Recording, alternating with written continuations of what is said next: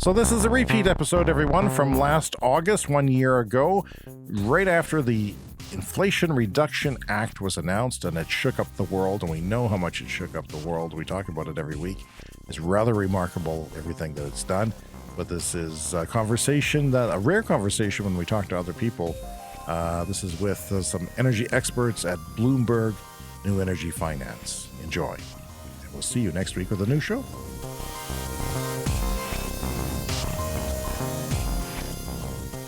Tom Rowlands-Rees is head of research North America for BNEF, and Corey Cantor is electric vehicles associate with BNEF. They both spoke to us from New York.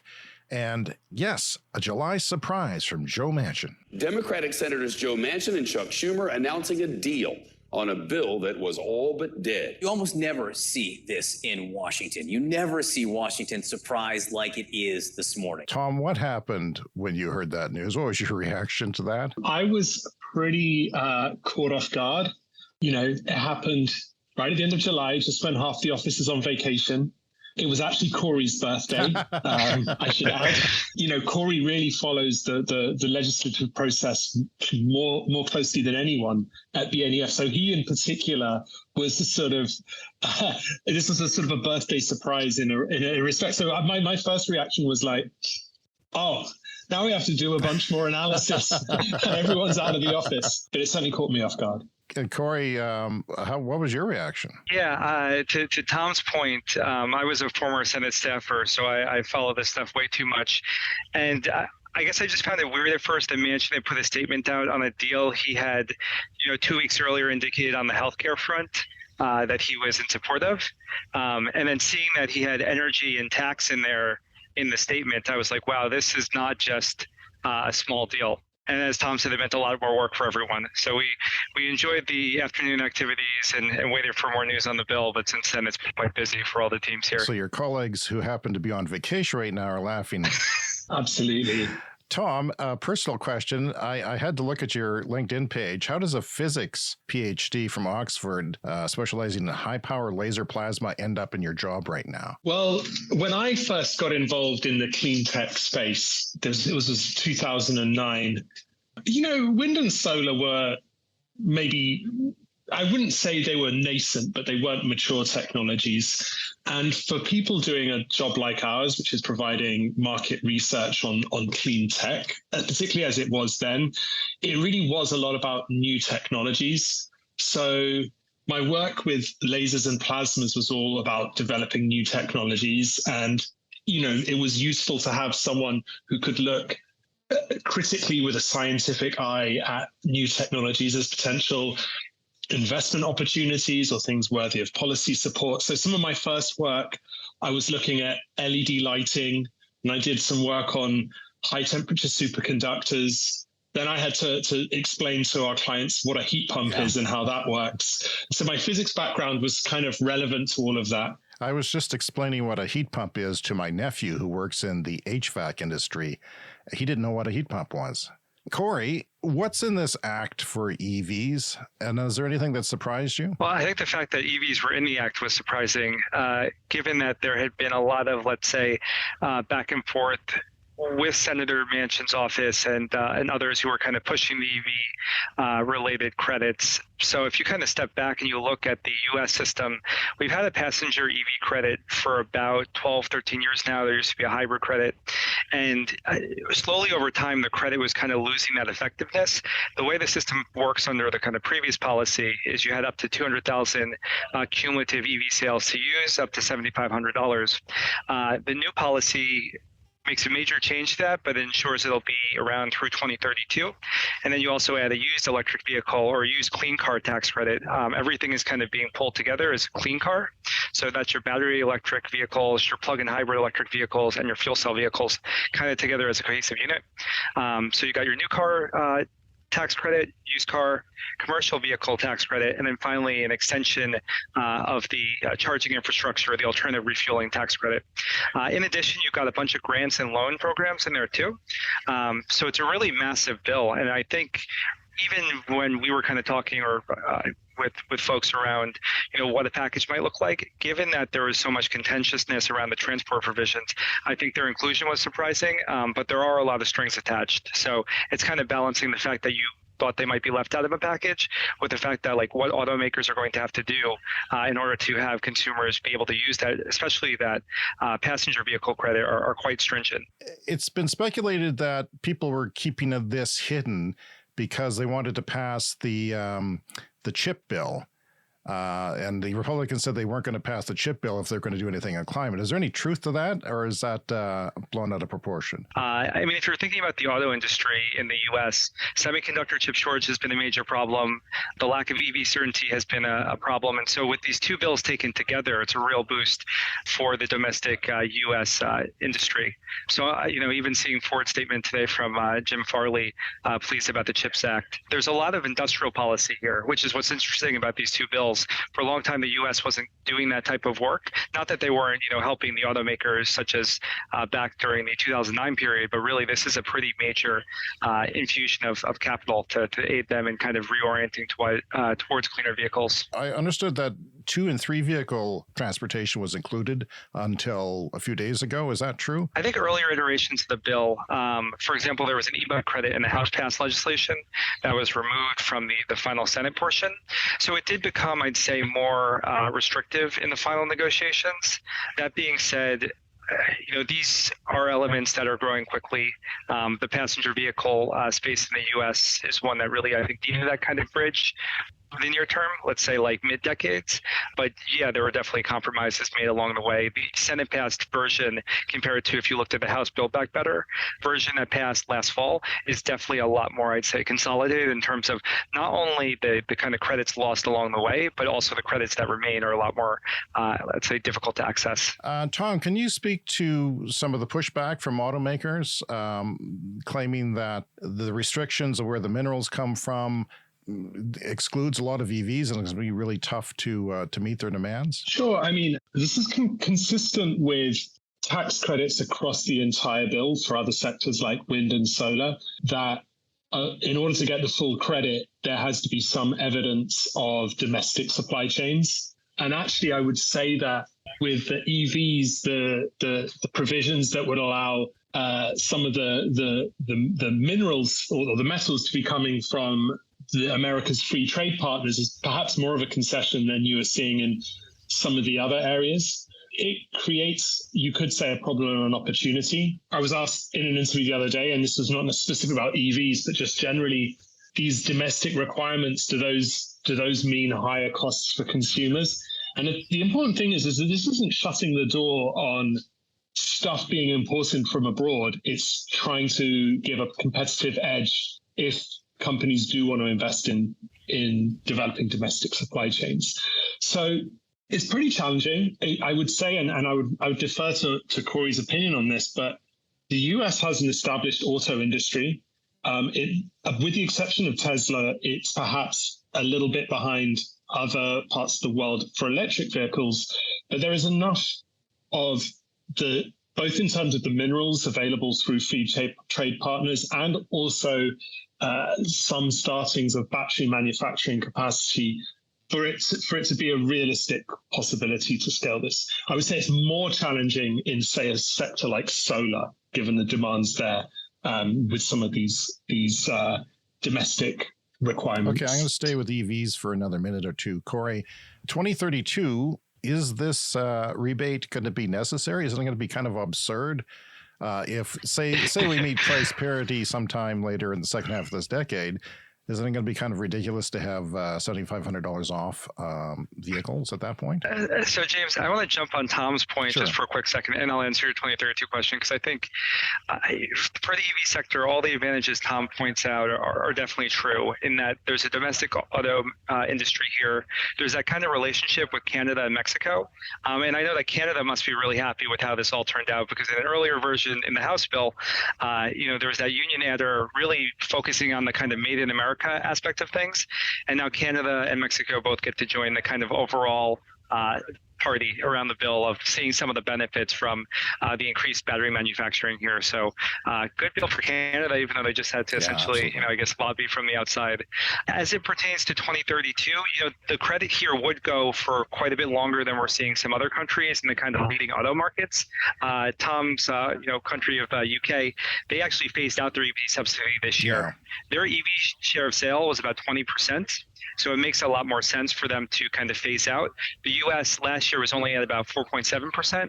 In the early quarters this year, it's about above 6% and even moving even higher is what I can say. And we'll have that data published sometime soon. It's a long way of saying that, like, you don't necessarily need the credit to go to 2032. Price parity, we expect, will be mid to late 2025, 2026, depending on, where these battery costs go.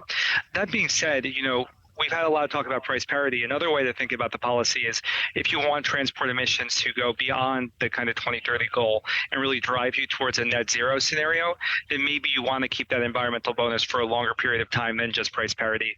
And the bill would definitely have more than enough certainty around that, moving to your 2032 period where EV sales would likely have already taken off in a big way. This is speculation I'm asking you to do here, but Canada last year had 50% more adoption of EVs, Corey, than the United States. That seems odd because we didn't have much of a rebate nationally until recently. Yeah. The cold environment, large spans of geography between places, and that sort of challenge. What's taking the United States so long? Is it cultural?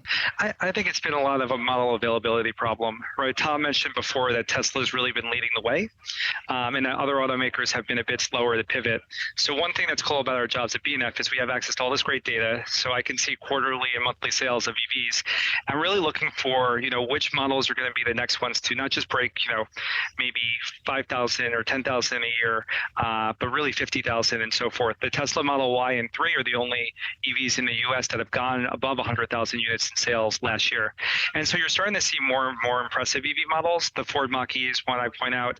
Even the Jeep Wrangler PHEV plug-in hybrid is doing quite well. So kind of just that shift, which wasn't really underway until really 2020 in kind of a mass volume type of way. But I think it's been the limits. If you look at California, for example, last quarter, they hit about 15% BEV share of sales. And if you add the plug-in hybrids in there, they're close to 18%, which is really on just about the level of where the UK has been, maybe slightly below because they have more plug-in hybrids there. But you begin to see California looking like a lot of European countries. And if you can kind of get the other US states there, you'll bring that country level average up. What's the future of plug-in hybrid vehicles? It seems like their sales are flat where EVs are taking off. Is that correct? In the U.S., it varies kind of between region, and in North America, it's been very much 80-20 on a quarterly basis. So 80% battery electric, 20% plug-in hybrids. In Europe, it's been more of a 50-50 split. One question coming out of this bill is, maybe we will see more plug-in hybrid electric vehicles with that kind of domestic battery manufacturing requirement, because you could really get about, 5 PHEVs maybe for one BEV battery, depending on, how much of a battery size you're talking about. It remains to be seen, though. Automakers often like BEVs more just because all the battery improvements that are going in are driving down those battery costs. And having a plug-in hybrid, you really still have that gasoline engine in there. So you don't have as much of a kind of maintenance benefit as you do from going purely electric. I'm curious about the Japanese automakers, Corey, because I don't know what's up with them. I was a loyal Toyota buyer for some time, and now I find I'm going to Chevy, like the brand that I despise, that I would. Yeah. Are Japanese people going to fall? I mean, they lost me as a customer. I would love to buy a Toyota EV that was, say a Prius EV or a Corolla or something affordable. And I can't. And now I've lost. Is it too late for them? Are they going to be in trouble? I mean, we have this great report that actually I feel like I'm working on 6 reports at once. Yeah. We have this report that we do every year where we look at kind of EV scores of how different companies are doing across the automotive space. And my mom was an avid Toyota Land Cruiser driver, terrible gas mileage. So there was definitely the love of the Toyota brand there. They've, I'd say that there's been a lot of investment in Japanese automakers towards hydrogen for a long time. And we're seeing hydrogen do well in other segments of the kind of clean energy space. And, Tom could talk about it in terms of the bill. There's a lot of hydrogen related investments in the Inflation Reduction Act. But as it pertains to passenger cars, I mean, EVs have so far left the barn that besides California and South Korea's markets, fuel cell has really struggled. And so Toyota and other Japanese automakers have tried to pivot to fully electric now. The Beyond Zero 4X just came out. They've been having some recall issues. And Nissan has delayed the Ariya for quite a bit. Yeah. Often when automakers are releasing that kind of first-gen BEV, it does take some time to kind of get it right. Tesla, for example, was trying to get it right back in 2014, 2015. GM with the Bolt, 2018, 2019, and now we're in 2022. I drive a 2013 Leaf, and that's how many years now? I thought they would the Ariya would come out with guns blazing, but apparently not. Tom, $60 billion for solar and wind turbine manufacturing. I mean, can the United States realistically bring manufacturing to this sector with this investment? Good question. I think that with wind, which has perhaps a supply chain that is a little bit more global. I mean, the global wind market is sort of basically there's two separate universes. There's China and the rest of the world, and that is the 99%.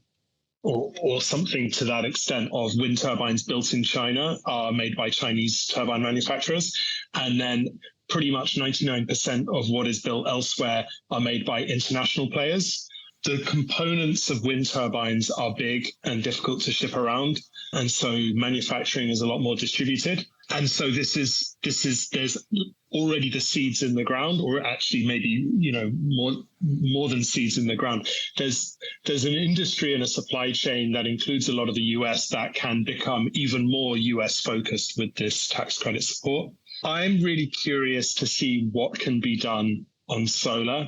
It's challenging. In particular, so there's the solar supply chain is largely concentrated in Asia and in particular in China, but the majority of cells and modules imported to the US come from Southeast Asia.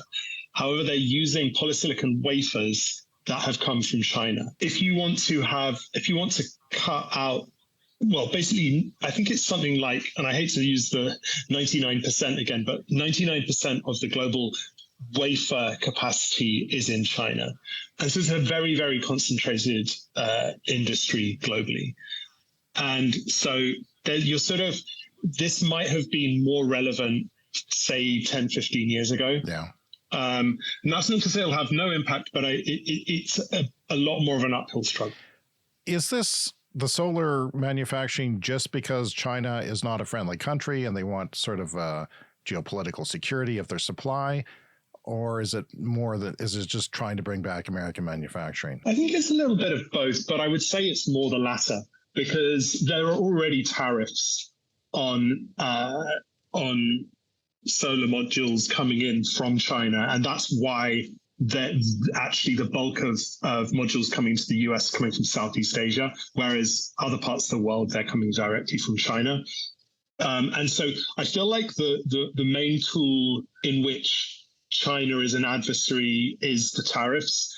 I think that these tax credits are genuinely more to do with wanting to develop American jobs. I mean, in a sense, a tariff can be very targeted at an adversarial country, whereas the sort of impetus to concentrate an industry in the country is not an effective tool if there's a specific country that you're concerned about. So I think that it is more to do with the development of U.S. jobs. Well, the time's gone by really fast, guys. Tom, I want to ask you one more question about the big picture. For someone like me and my audience who is concerned about climate change, is this meaningful? How meaningful is it? I think it's really meaningful, actually. And I don't think it's meaningful just because it reduces U.S. emissions. As you can tell from my accent, and as Corey alluded to, I'm from the UK. I've been covering the US for a couple of years now, and so I have learned about the complicated legislative process. And I get a certain amount of sympathy for Joe Biden when he's, or any US president that's taking part in climate negotiations. The sort of the example I use to make my point, if you'll indulge me, is in almost 100 years ago, or actually sort of slightly more, we think about Woodrow Wilson and the League of Nations. Then instead of climate change, the big issue was world peace. And he had a great vision on, how we could fix this. And he basically designed this project. It was his idea, the League of Nations. He won the Nobel Prize for the idea, the American president. And then the Senate voted against the US joining the League of Nations, and the whole project failed. And I think there's two parallels here. One is the fact that as a US president, you're kind of negotiating with one hand tied behind your back. You can have intentions and sincerely mean what you're saying, but the truth is you still have to go through a complicated legislative process that has lots of failure points, and to actually get stuff passed in a meaningful way. So that's one point, and that's basically what happened to Woodrow Wilson. He got vetoed by the Senate despite his leadership.